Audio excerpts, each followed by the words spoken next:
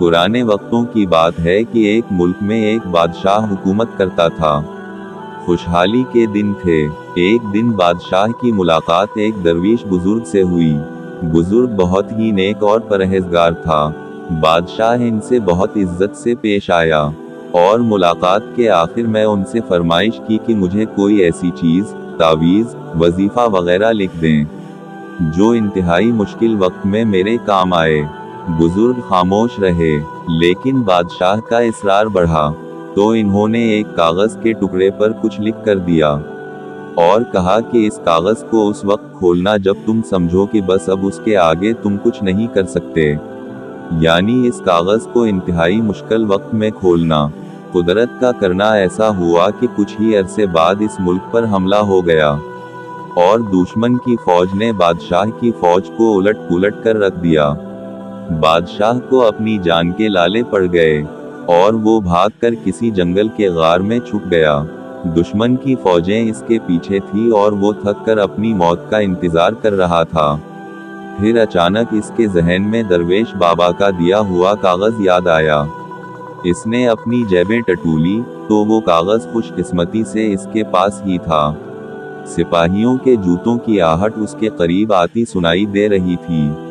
अब उसके पास कागज खोलने के सिवा कोई चारा नहीं था। जब उसने कागज खोला तो इस पर लिखा हुआ था, ये वक्त भी गुजर जाएगा।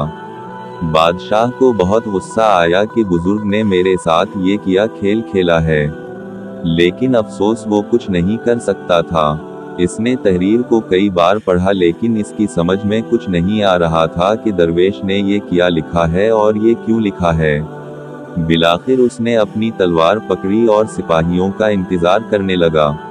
सिपाही आए तो उसने मुकाबला किया और वो बच निकला।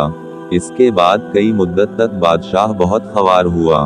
काफी साल वो इस मुसीबत को झेलता रहा। आखिरकार उसने दोबारा हिम्मत की और अपनी फौज इकट्ठी करना शुरू कर दी।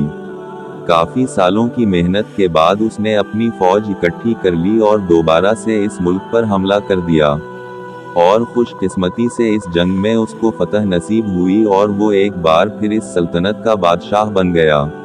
उसकी बहादुरी के किस्से दूर दूर तक मशहूर हो गए और रियाया में इसका खूब तज़किरा हुआ।